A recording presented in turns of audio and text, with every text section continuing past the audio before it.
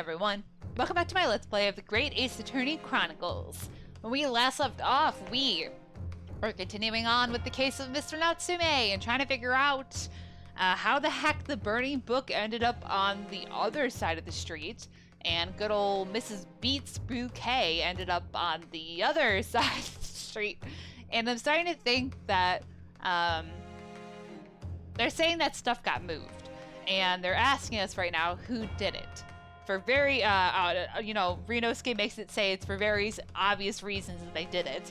And maybe I'm stupid, but the obvious answer seems like Raleigh, just so the case isn't in his jurisdiction or something, I don't know. Or Mrs. Garrett because she low-key accidentally stabbed a woman by bouncing a knife out a window, I don't know. But, yeah. I'm gonna go with Raleigh first, and then go with the maid. I saved, so if we need to reload, we can. Anyways, sorry, I want to say thank you guys so much for your continued support of the series. I hope you're still enjoying it. I'm having a blast, and I'm recording this right after the other one. I'm gonna record as many as I can today so I can get some episodes out the next couple days. And yeah, so let's jump in. Present him. Take that! Ooh. Obviously, there's only one person it could have been. Constable Raleigh Beat, it was you. What? A policeman? A member of Scotland Yard? I mean, he had time to, right? When his wife went to go to the police box? Because if it was on that side of the road, there's no reason for her to go to a police box. So if he sent her to one, he would have to move the body so that he could say that they needed a police box, right? What nonsense! Why would my Raleigh do something like that? There's no one straighter than my husband. No Bobby works more tirelessly for the people of London. Mrs. B, you said in your testimony that your husband asked you to go to a nearby police box to fetch the officer on duty. 15 minutes that you were absent from the scene is the only opportunity anyone had to tamper with it. You're making it up. It's all nonsense. It's all lies. What about the Japanese man with the whiskers? I bet it was him. He did it. Objection! Why would he do that? If that was true, Constable Beat would have seen him do it. Oh. And forgive me for pointing it out, but when you dropped your bouquet, Mrs. Beat, it was after the defendant had fled the scene. Well...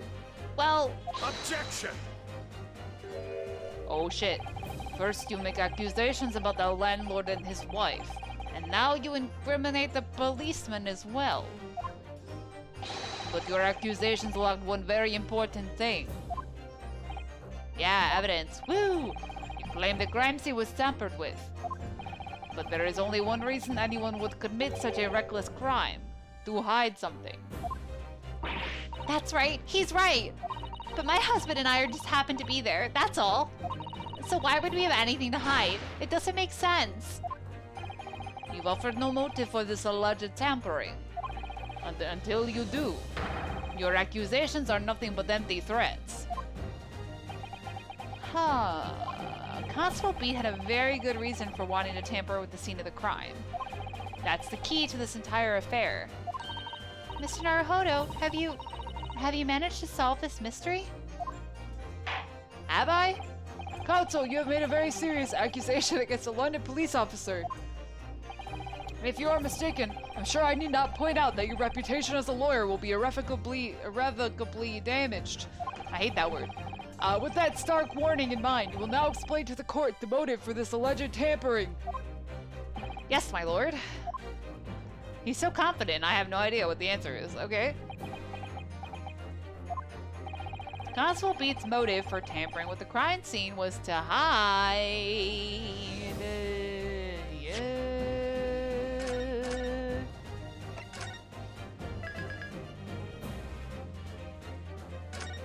Where the victim fell?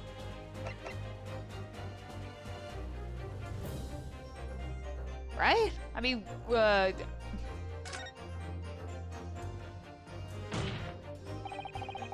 the victim fell to the ground. That is what this Bobby had to cover up at all costs. What? Where the victim fell? You mean where she was attacked? What are you talking about? We told you at the very start, didn't we? On the pavement of Briar Road. We saw it happen, remember? It was right here, as if anyone didn't already know. That's certainly what everybody has been led to believe. But in fact, that isn't where the victim was stabbed at all. Okay, I thought I got it wrong, so I was only half-heartedly voice acting those. My bad. What? What? Meant to do good old Van Zieks. What? What? I'm beginning to wonder where this tumultuous trial will end, Counsel. If that's your assertion, then the court is dying to know, my Nipponese friend. Where are you proposing that the crime actually took place that evening? Over here. Right there. Take that! Woo! But that's... On the opposite side of the road. I don't understand. On the evening in question, Mr. Garrideb's book fell directly down from the open window above. And your bouquet, Mrs. Beat, never moved at all. What did move was the scene of the crime itself. Good gracious! Oh, shit. Objection! Yeah. Perhaps you haven't been listening to the ample testimony the court has heard. No, I haven't. But these witnesses both saw the moment the attack took place. That's right. I saw it with my own eyes. It was 5 o'clock in the evening and already dark. There was the typical London fog on the ground. When you saw the incident unfold and ran to the victim's aid, that was actually on the west side of Briar Road. No, that's not true. It can't have been. Constable Beat then arranged for you to be absent for a while by sending you for help. And during the 15 minutes you were away, he transplanted the crime scene. He moved all the things shown in this print. The victim herself, the 4 books. He moved everything, in fact, to the pavement on the east side of Briar Road. Extraordinary! But the constable overlooked one thing. What? What did he overlook? Really? The bouquet, I presume. Exactly. The prosecution told the court just a few minutes ago about the discovery of the rose bouquet. Which I'm surprised he did, to be honest, because if that was Edgeworth back when he was a bitch, he would not have. He would have eaten the rose and not told anyone. Lord Van Zieks said it wasn't until the morning as it lay where the street lamps cast no light. Yes, it couldn't be seen in the dark, obviously. Which is why it was only the bouquet that was found in its original position, on the pavement on the west side of Briar Road. And that is the defense's theory about what really happened that evening. How do you respond? Constable Rowley Beat? Raleigh? Rowley?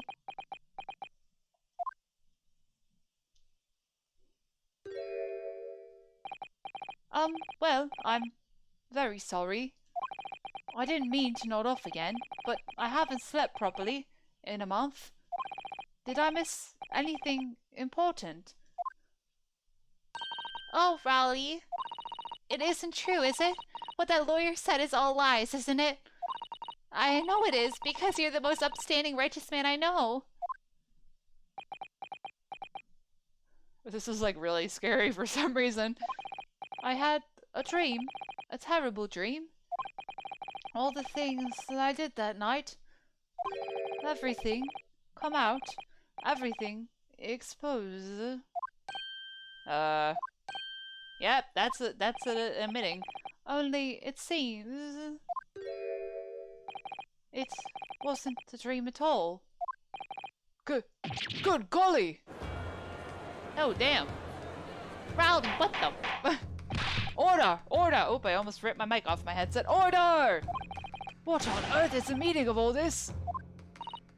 Oh, Raleigh, why? Why would you do something like this? Moving a corpse is a criminal offense, isn't it? Yikes. I mean, wishing the victim dead should be one too. Constable, explain yourself. Why would you do this? As a respected member of Scotland Yard, your duty is to protect the good people of London town. Ah, I can't say, sir. What? I really am ever so sorry about all this. For damaging the Yard's reputation. For everything. For stabbing that woman. I mean, what? I have a possible explanation. For why, on that particular evening, Constable Beat felt compelled to move the scene of the crime. Because it was their anniversary and he didn't want it to be his jurisdiction, right? I can think of one reason. What?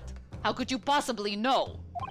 You, a foreigner, presuming to understand the mind of a Scotland Yard policeman. And yet, Lord Van Zieks, it is this foreigner who has uncovered the startling truth of the matter thus far. So shut up! I believe it would be beneficial to the court to hear this extraordinary young lawyer's theory.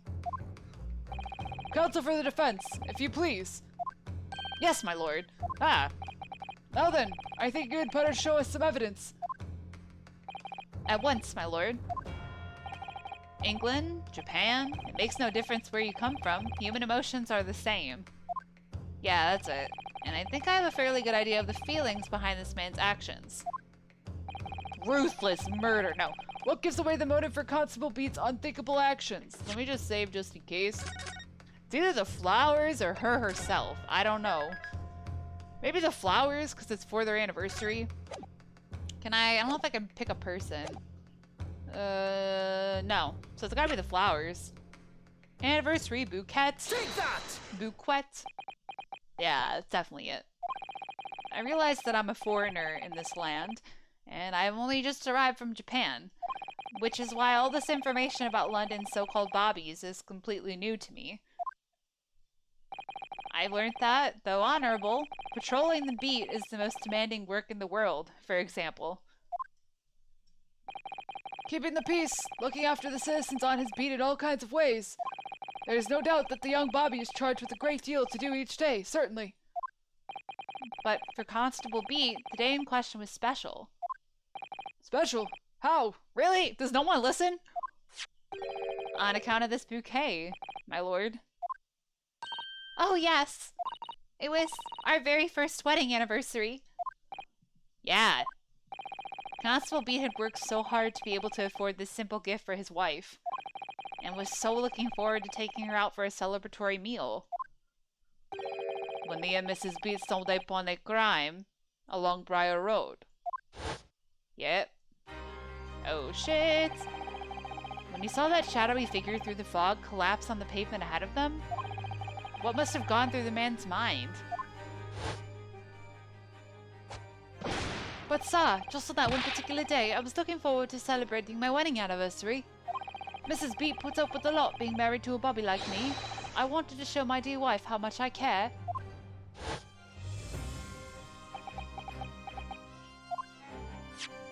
This is the warrant card that Constable Beat offered to lend to me earlier.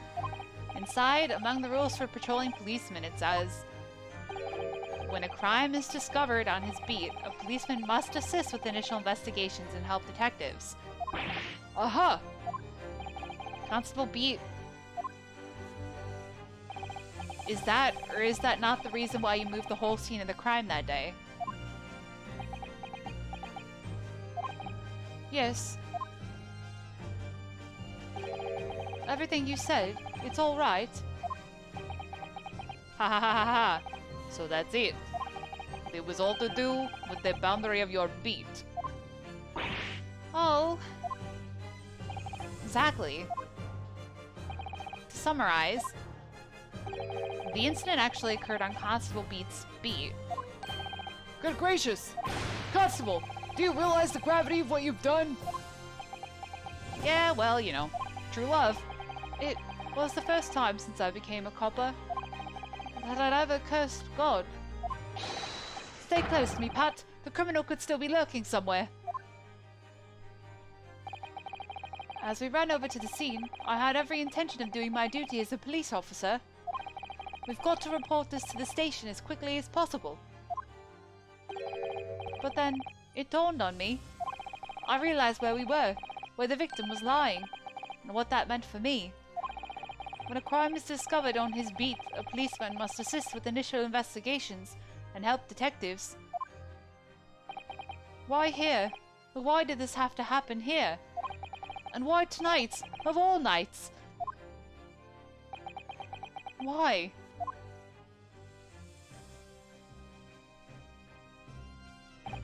It's a copper's job to guard the scene of the crime, so I told Pat she'd have to go to the nearest police box and fetch whoever was on duty there. It was then, when I opened my mouth to speak, it just came out. I couldn't believe the words that were coming out of my own mouth. This is the next beat to mine, Pat. So you have to go to the police box that covers it. Turn right along Meerschaum Street and then...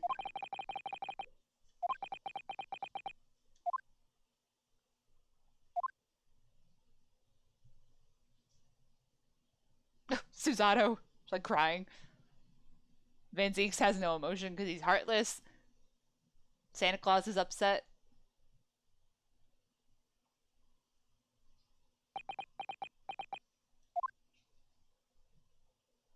Aww, Raleigh. I'm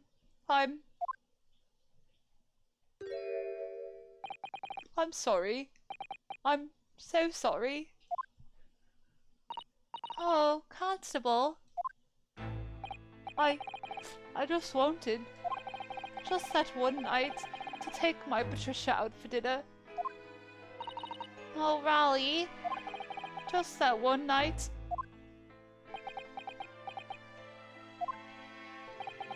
You knew that if the incident was on your beat, your evening of celebration would be ruined. And so you decided to move the entire crime scene outside your jurisdiction. And just across the street today is pavement of Briar Road, which falls under the neighboring beat's care.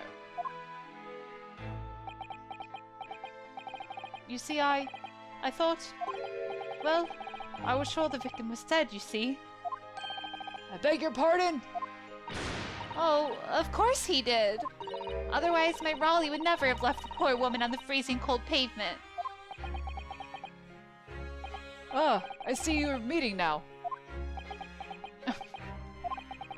The god got me back for my sins, didn't he? That's why I missed the rose I bought for Pat. Oh no, Raleigh, that was all my fault. I should never have dropped it in such a dark place. I'm so sorry, Raleigh. You were just gonna let this go? Dude, you're about to let an innocent guy get sacrificed. And can you tell us, Constable, how many books did you move from one side of the road to the other in total? Huh? Oh, 4 it was. Yes, sir. Definitely 4. 3 of them dropped by Mr. Natsume, and the 4th being the one that fell from the window upstairs in the Garrett household, of course. But what made you place that book in the victim's hand? When all the others were scattered haphazardly around, I mean. Oh, well, sir, that's because that's how I found it. How you found it? What do you mean? When we first ran over to the scene, the victim was already holding the book. So, when I moved everything, I made sure it was still in her hand. You're sure it was this book, The Lion's Pride, that the victim was holding? Oh my god, a hiccup. Ugh. Oh yes, sir. No doubt about it, sir. Huh. Interesting. 4th book's information has been updated. Was in the victim's hand when Mrs. Beat first ran over to see what had happened. So, the book flew out the window first. She picked it up. Then the knife flew out the window? I don't think, even if she's that close to their window, I don't think a knife rebounding off a window could still come down and hit someone with enough. Plus the angle. Unless she was bending down to pick up the book, I guess the angle would be perfect. But, like, even then, like, the physics of that, there is no way. I thought it was an open and shut case at the time, you see. There we were, only the 2 people at the scene, and Pat and me both saw what happened. Either, which way you look at it, it had to be the fellow who ran off who done it, I thought. I couldn't see the harm, really. I didn't think moving it all over the road would make a jot of difference. I suppose this is it for me now. I've had it. My lord?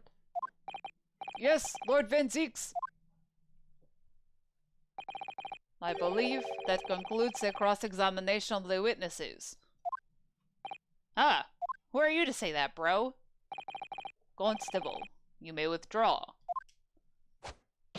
Yes, sir. Mr. Prosecutor, sir? What will become of my Raleigh?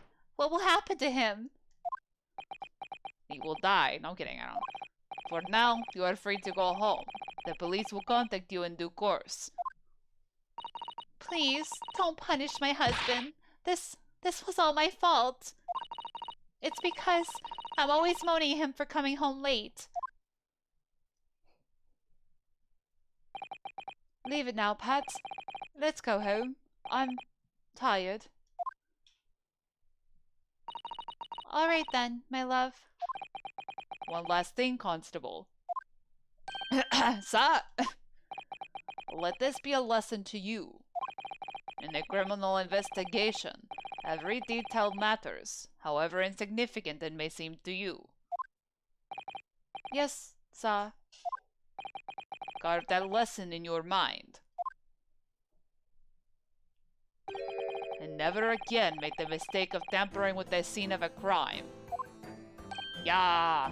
Oh, never again, sir. You mean to say? Leave. Now. This trial is not yet over. Sir! Oh, wow! Yo! Van Zieks has a heart? Oh, shit. Well, quite a startling revelation, I must say. Whoever thought of a third party transplanting the entire scene of a crime like that? Indeed, my lord. Nevertheless, there are some immutable facts here. Principally, that the accused, Mr. Soseki Natsume, is the only person who could possibly have committed this crime. Objection! Yeah. No, I disagree. Now that we know the true scene of the incident, there is someone else. Another person who could be responsible for the knife in the victim's back. Forgive me for being presumptuous, but I believe the prosecution is probably well aware of this possibility already. Lord Van Zieks, is this true? You're trying to get the guy guilty? Very well. Name the person if you will, and if further investigation is warranted. The prosecution has no objection to the trial continuing. Alright. How about the lady who freaking chucked the knife? You will name this other person who could have perpetrated the crime. Yeah, it is. Where is she? There she is. Take that! Would I feel bad if she got arrested? No. The defense would once again like to request the cross-examination of a new witness, my lord. If you just listened to Susato earlier... Once again? My assistant made the same request earlier. In order to finally reveal the truth about this case, it's imperative that we cross-examine juror number 4, Mrs. Joan Garrideb. Me? Me? Oh, dearie me. Objection! Yeah, get on the friggin' seat. The request has already been denied. Objection! But the situation is very different now. Mrs. Garrideb, answer me this. What do you want, you little toad? At the time of the incident, you were engaged in a violent argument with your husband, Mr. John Garrideb. In the course of the argument, a minor house fire was ignited, and to clear the smoke from the room, your husband opened a window that looks over Briar Road. Well, what of it? You threw this book at your husband when he was cornered with his back against the window. Upon striking the pane of the open top-hinged casement window, the book plummeted directly down, finding its way to what we now know to be the true scene of the incident. Yes, and as I said, what of it? During the argument, you were beside yourself with rage. As such, you threw not just books, but anything you could lay your hands on. So, let me ask you one more time, Mrs. Garrideb. This knife, the one removed from the victim's back, have you really never laid eyes on it before? Ah. Girl, you gotta be better at lying than that. I don't recall it. Seriously? How am I supposed to remember everything I picked up and threw at my husband? And anyway, the man over there in all that regalia said members of the jury needn't testify, didn't he? Conveniently, yes. Objection! No, I have no recollection of saying that at all. Juror number 4. Oh! Make no mistake. You jurors are not special in any way. You are not immune to the judicial process. Bitch, if you know something about this knife, madam, let the truth come out. But that's just a common or garden knife. It could have come from anywhere. We have several like that at home. If one went missing, how would you expect me to know? What's that? Are you joking? What are you saying, please, Mrs. Garrett? I mean, she has done like it at home. Now you listen to me. I refuse to believe all this nonsense. I couldn't bear the thought that I'd injured someone. Do you hear? I couldn't bear it. Oh, the poor woman. So, yes, I want evidence. I want to see hard evidence if you're going to insist on this being my fault. Like what? You're going to have to prove to me that I threw that knife if that's what you think. Come along now. Chop chop. Do your worst. Well, Mr. Naruhodo? If I had evidence like that, believe me, I would have thrown it at her already. Then take this stand, juror. Oh. The prosecution does not object to the defense's request to cross-examine this woman. Thank you, Lord Van Zieks. Oh, man. I'm going to have to testify. Yeah. Juror number 4. As I'm sure you will appreciate, having observed it with your own eyes today. Witness testimony can lead to the most extraordinary truths being unearthed. Truths of which the witness themselves may not even have been aware. Oh, dearie me. So I demand your full and unadulterated testimony, Mrs. Garrett. And mark my words, in this court of law today, we shall extract the truth. Do you concur, counsels? Certainly, my lord. Hell yeah, my lord. Oh, that's what I'm hoping for, my lord. Let's go. This is such a strange feeling. The turnabout. For the first time since arriving in this country, it actually feels real.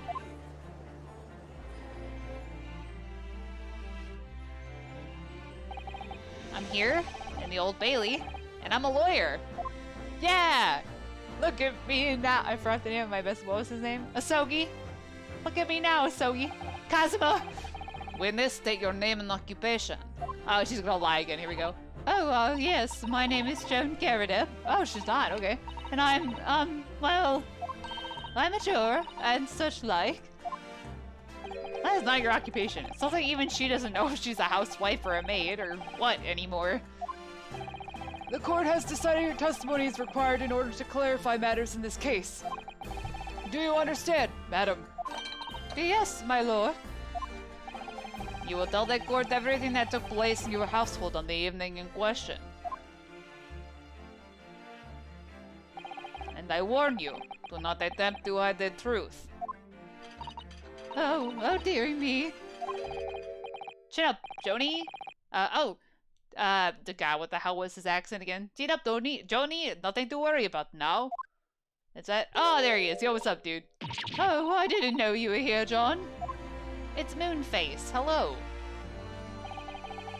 Was it only you in the room that the old thing was? Oh my god. Wasn't you only you in the room that the old thing was it? Rather think I ought to testify as well, don't you? But what about your knee, dear? Don't you worry about that. Hardly notice it. I'm not the sort of chap to leave a comrade to face disciplinary action alone. Oh, John. I presume you are Mr. John Garrett. Yes, sir. Former second lieutenant of the 3rd Regiment of the 4th Northumberland. What the voice just changed. Fusilier, sir. Seen my fair share of action and now living the quiet life, as it were. The quiet life? Where you're not engaged in an incendiary battle with your spouse on the day in question?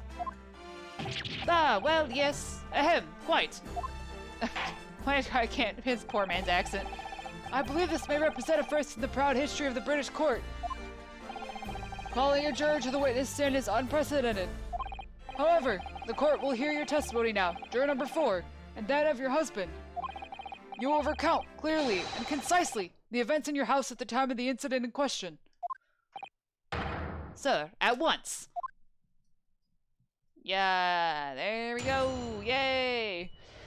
Can't wait to see them live. The Battle of DarkDives. Alright, what I'm actually going to do is I'm going to call that episode here. Sorry, like playing this game for too long kind of hurts my throat. But thank you guys so much for watching. I hope you're still enjoying the series. I can't wait to see what lies the DarkDives are going to tell us next time.